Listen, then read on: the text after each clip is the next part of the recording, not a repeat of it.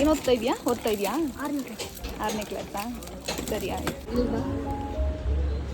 Veg egg fried rice ಹೆಂಗೆ ಮಾಡ್ತಾರೆ? Thanks for coming. ತುಂಬ ಖುಷಿ ಆಯ್ತಾಯ್ತಾ? Give up.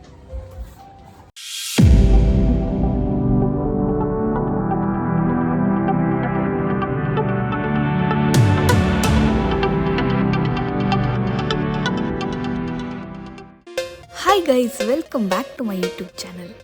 ಮಾನ್ಸೂನ್ ಸ್ಟಾರ್ಟ್ ಆಗ್ತಿದ್ದಂಗೆ ಎಲ್ಲರೂ ಚಿಕ್ಕಮಗಳೂರು, ಮಡಿಕೇರಿ ಈ ಥರ ಪ್ಲ್ಯಾನ್ ಮಾಡ್ತಾಯಿದ್ರೆ ನಾನು ನನ್ನ ಫ್ರೆಂಡು ಡಿಫ್ರೆಂಟಾಗಿ ಹಂಪಿ ಪ್ಲ್ಯಾನ್ ಮಾಡಿದ್ವಿ.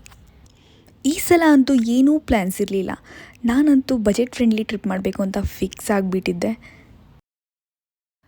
ಟ್ರೈನ್ ಕಾಸ್ಟ್ ಬಂದು 435 ರುಪೀಸ್ ಆಯಿತು. ಹಾಗೆ ಆಟೋ ಬಂದು 40 to 50 rupees and bus free. Free ಕೊಟ್ಟರೆ ಯಾವಾಗಲೂ ಜಾಲಿಯಾಗೇ ಇರುತ್ತೆ. ಹಾಗೆ ನೀವೇನಾದರೂ ಸ್ಟೇನ ಹುಡುಕ್ತಾ ಇದ್ದರೆ ದಯವಿಟ್ಟು ಪ್ರೀ ಬುಕ್ಕಿಂಗ್ ಮಾಡ್ಕೊಂಡು ಬನ್ನಿ. ಬಂದು ಇಲ್ಲಿ ಸಿಕ್ಕಾಪಟ್ಟೆ ಟೈಮ್ ವೇಸ್ಟ್ ಆಗುತ್ತೆ. ಆ ಥರ ಟೈಮ್ನ ವೇಸ್ಟ್ ಮಾಡಿಬಿಡಿ. ನಾವು ಉಳ್ಕೊಂಡಿದ್ದು ಸ್ಟೇ ನಮಗೆ ಅಷ್ಟು ಕಂಫರ್ಟಬಲ್ ಇರಲಿಲ್ಲ, ಸೊ ನಾನು ಯಾವ ವಿಡಿಯೋಸ್ನೂ ರೆಕಾರ್ಡ್ ಮಾಡಿಲ್ಲ. ಫ್ರೆಶಪ್ ಆಗಿ ಫಸ್ಟ್ ಬ್ರೇಕ್ಫಾಸ್ಟ್ಗೆ ಬಂದ್ವಿ. ಎಲ್ಲ ಟ್ರಿಪ್ಪಲ್ಲೂ ನನ್ನ ಫೇವ್ರೆಟ್ ಪಾರ್ಟ್ ಅಂತ ಅಂದರೆ ಲೋಕಲ್ ಫುಡ್ನ ಟ್ರೈ ಮಾಡೋದು. ಸೊ ಇಲ್ಲೂ ಅಷ್ಟೇ ಅಥೆಂಟಿಕ್ಕಾಗಿ ನಾವು ಪಡ್ಡು, ಮಸಾಲೆ ದೋಸೆ ಹಾಗೂ ಕಾಫಿನ ಟ್ರೈ ಮಾಡಿದ್ವಿ. ಸಿಕ್ಕಾಪಟ್ಟೆ ಚೆನ್ನಾಗಿತ್ತು. ಮತ್ತು ನಾವು ಅಲ್ಲಿಂದ ರೂಮ್ಗೆ ವಾಪಸ್ ಹೋಗಿ ಟಕ್ಕಂತ ರೆಡಿಯಾಗಿ ಟೆಂಪಲ್ಗೆ ಹೊರಟ್ವಿ. ಹೊಸ ಪರಿಚಯದ ಜೊತೆಗೆ ದೇವಸ್ಥಾನನ ರೀಚ್ ಆದ್ವಿ.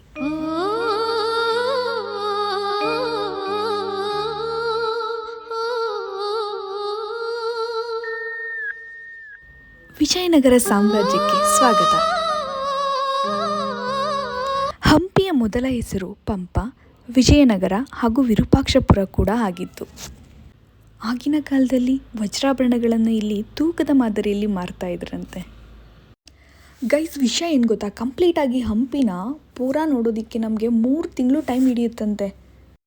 ಪ್ಲಾನಿಂಗ್ ಇಲ್ಲದೆ ಬಂದಿದ್ದರಿಂದ ನಾವು 2 ದಿನ ಇದ್ದು ಎಷ್ಟಾಗುತ್ತೆ ಅಷ್ಟು ಪ್ಲೇಸಸ್ನ ಕವರ್ ಮಾಡೋಣ ಅಂತ ಅಂದ್ಕೊಂಡ್ವಿ. ವಿರೂಪಾಕ್ಷ ದೇವಾಲಯದ ನಂತರ ಹಜರಾಮರ ರಾಮ ದೇವಸ್ಥಾನ, ಸಪ್ತಸ್ವರ ಸಂಗೀತ ಹೊರಹೊಮ್ಮಿಸುವ ಕಲ್ಲಿನ ಕಂಬಗಳು, ವಿಶ್ವವಿಖ್ಯಾತ ಕಲ್ಲಿನ ರಥ, ಮಹಾನವಮಿ ದಿಬ್ಬ, ಸಾಸಿವೆ ಕಾಳು ಗಣಪತಿ, ಉಗ್ರ ನರಸಿಂಹ, ಕಮಲ ಮಹಲ್, ಬಡವಿಲಿಂಗ, ಆನೆಲಾಯ, ಇನ್ನು ಸಿಕ್ಕಾಪಟ್ಟೆ ಪ್ಲೇಸಸ್ನ ನೋಡ್ಬೋದು ಅಂತ ಇಲ್ಲಿನ ಗೈಡ್ ಹೇಳಿದ್ರು.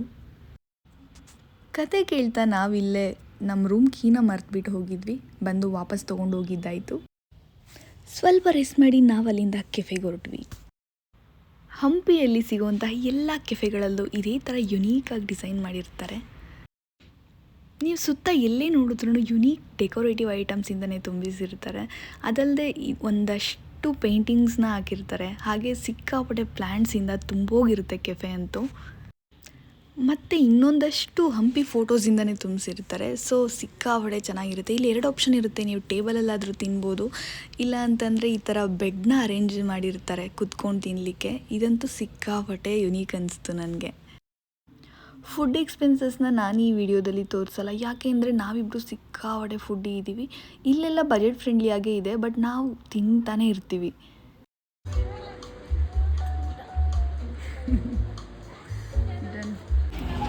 ಏನು ನೋಡ್ತಿದ್ಯಾ ಅಷ್ಟು ಇಂಟ್ರೆಸ್ಟಾಗಿ? ಏನು ಗೊತ್ತಾ, ಇಲ್ವಾ ವೆಜ್ ಎಗ್ ಫ್ರೈಡ್ ರೈಸ್ ಹೆಂಗೆ ಮಾಡ್ತಾರೆ? ಅವ್ರನ್ನೇ ಕೇಳಬೇಕಷ್ಟೇ. ಪೂಜೆಗೋಸ್ಕರ ವೆಜ್ ಎಗ್ ಫ್ರೈಡ್ ರೈಸ್ ಸ್ಪೆಷಲಾಗಿ ಏನೇನಿದೆ ಅಂತ ಕೇಳಿ ಅವ್ರು ರೆಫರೆನ್ಸ್ ಮಾಡಿದ ಫುಡ್ನೇ ಟ್ರೈ ಮಾಡಿದ್ವಿ. It was so good.